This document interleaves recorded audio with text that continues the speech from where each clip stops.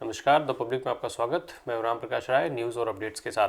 खबरों की शुरुआत अजय मिश्र के खबर के साथ। लखीमपुर खीरी हिंसा मामले में एसआईटी की रिपोर्ट आने के बाद जहां राहुल गांधी के साथ साथ विपक्ष ने केंद्रीय मंत्री अजय मिश्र टेनी के इस्तीफे की मांग तेज कर दी है, वहीं केंद्र सरकार अभी किसी भी तरह की कार्रवाई के मूड में नहीं दिख रही है। दरअसल जब केंद्रीय गृह राज्य मंत्री अजय मिश्र टेनी के इस्तीफे पर संसदीय कार्य मंत्री प्रहलाद जोशी से सवाल पूछा गया तो उन्होंने कहा कि लखीमपुर खीरी मामले में सुप्रीम कोर्ट की निगरानी में जांच चल रही है। संसद चर्चा का स्थान है। हम विपक्ष से रचनात्मक सुझाव लेना चाहते हैं। हम उन्हें चर्चा के लिए बुलाते हैं, लेकिन वे मना कर देते हैं। विपक्ष को जांच पूरी होने का इंतजार करना चाहिए। हम सुप्रीम कोर्ट के काम में दखल देकर संसदीय नियमों को नहीं तोड़ना चाहते हैं। आपको याद दिलाते चलें कि लखीमपुर हिंसा मामले में अजय मिश्र टेनी के बेटे आशीष मिश्रा पर आरोप है कि उसने किसानों के ऊपर गाड़ी चढ़ा दी थी। फिलहाल आशीष मिश्र जेल में हैं। अजय मिश्रा को कल केंद्र सरकार ने दिल्ली तलब किया था, जिसके बाद से लगातार ये कयास लगाए जा रहे थे कि अब शायद उन पर कार्रवाई हो जाए। अगली खबर यूपी विधानसभा सत्र की। विधानसभा सत्र के दूसरे दिन आज विधानसभा की कार्रवाई शुरू होते ही समाजवादी पार्टी और कांग्रेस के सदस्य एसआईटी जांच रिपोर्ट पर चर्चा कराने और गृह राज्य मंत्री टेनी को बर्खास्त करने की मांग को लेकर वेल में आकर के नारेबाजी और हंगामा करने लगे।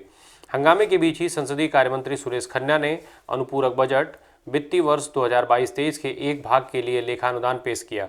4 महीने का लेखानुदान सप्लीमेंट्री बजट पेश किया गया।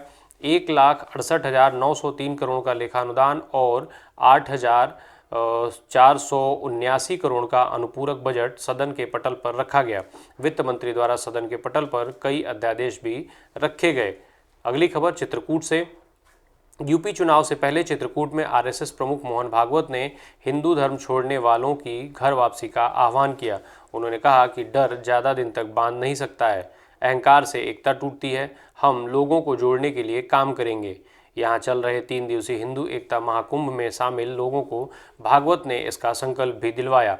वहीं जगतगुरु रामभद्राचार्य महाराज ने कहा कि हमने हिंदुओं के हितों की सुरक्षा कर दी है। कार्यक्रम में श्री श्री रविशंकर भी शामिल हुए। उन्होंने कहा कि कुछ लोग जुटते हैं तो भय पैदा होता है, जबकि जहां संत और हिंदू इकट्ठा होते हैं वहां अभय मिलता है। उन्होंने कहा कि देशभक्ति और ईश्वर भक्ति एक ही है। जो देशभक्त नहीं है वो ईश्वर भक्त भी नहीं हो सकता। कार्यक्रम में मोहन भागवत, श्री श्री रविशंकर के अलावा मुख्यमंत्री योगी आदित्यनाथ, मध्य प्रदेश के मुख्यमंत्री शिवराज सिंह चौहान और भारतीय जनता पार्टी के राष्ट्रीय अध्यक्ष जेपी नड्डा को आना था, लेकिन सिर्फ मोहन भागवत ही शिरकत कर पाए हैं। मोहन भागवत के मंच में ज़्यादातर भाजपा के चेहरे नजर आ रहे थे। स्थानीय सांसद आर.के. सिंह पटेल भी मंच पर उपस्थित थे। अगली खबर 2 बड़े सुधारों को लेकर। केंद्रीय मंत्रिमंडल ने बुधवार को 2 बड़े सुधारों से जुड़े विधेयकों को मंजूरी दे दी। पहला बड़ा सुधार लड़कियों के विवाह की उम्र से जुड़ा है। कैबिनेट ने लड़कों और लड़कियों के लिए विवाह की न्यूनतम उम्र एक समान यानी 21 वर्ष करने के लिए विधेयक को मंजूरी दे दी है। यह कानून लागू हुआ तो सभी धर्मों और वर्गों में लड़कियों के विवाह की न्यूनतम उम्र बदल जाएगी।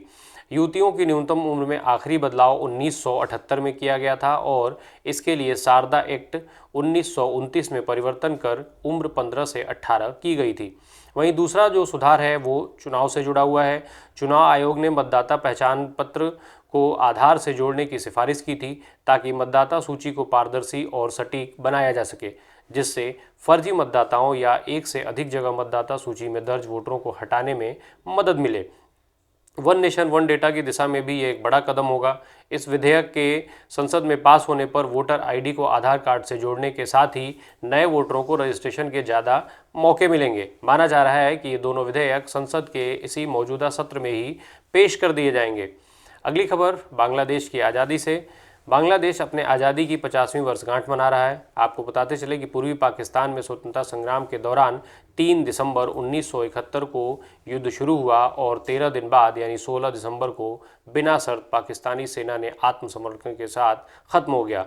इस दिन पाकिस्तानी सेना में तत्कालीन major general Amir Abdullah Khan Niazi ने भारतीय सेना और बांग्लादेश की मुक्ति वाहिनी की संयुक्त सेना के सामने आत्मसमर्पण कर दिया था।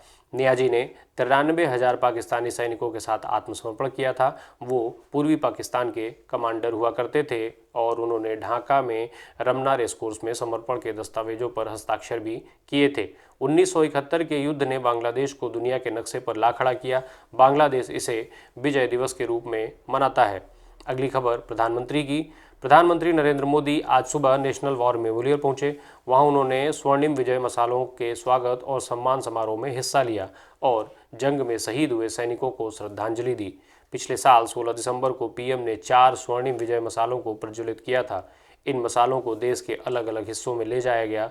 इसमें 1971 युद्ध के परमवीर चक्र और महावीर चक्र विजेता सैनिकों के गांव भी शामिल हैं। श्रद्धांजलि समारोह के दौरान इन चारों मशालों को एक ज्वाला के तौर पर विलय किया गया।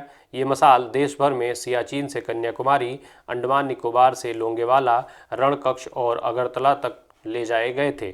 अगली खबर प्रधानमंत्री के ट्वीट की।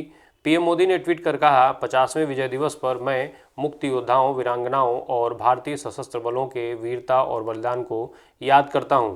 हमने साथ मिलकर दमनकारी ताकतों से लड़ाई लड़ी और उन्हें हराया। साथ ही उन्होंने राष्ट्रपति रामनाथ कोविंद के बांग्लादेश में विजय दिवस के राष्ट्रीय कार्यक्रम में मौके पर ढाका पहुंचने और 3 दिन के बांग्लादेश दौरे की जानकारी भी साझा की। विजय दिवस के मौके पर रक्षा मंत्री राजनाथ सिंह ने बताया कि स्वर्णिम विजय दिवस के अवसर पर हम 1971 के युद्ध के दौरान अपने सशस्त्र बलों के साहस और बलिदान को याद करते हैं। 1971 का युद्ध भारत के सैन्य इतिहास का स्वर्णिम अध्याय है। हमें अपने सशस्त्र बलों और उनकी उपलब्धि पर गर्व है। अगली खबर बंगाल दुर्गा पूजा की।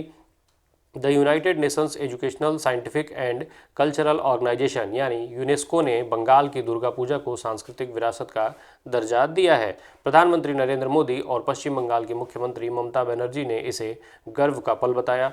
प्रधानमंत्री ने इस घोषणा पर खुशी जाहिर करते हुए कहा कि यह हर देशवासी के लिए गर्व का पल है। उधर बंगाल की मुख्यमंत्री ममता बनर्जी ने कहा कि यह हर बंगाली के लिए गर्व का पल है। दुर्गा पूजा हमारे लिए पूजा से बढ़कर है, यह हमारे लिए भावना है। यूनेस्को ने कहा कि हम भारत और भारतीयों को बधाई देते हैं। हमें उम्मीद है कि दुर्गा पूजा को इंसानियत की अमूर्त सांस्कृतिक विरासत की लिस्ट में शामिल किए जाने के बाद यहाँ के लोगों का इसके प्रति उत्साह और ज़्यादा बढ़ेगा।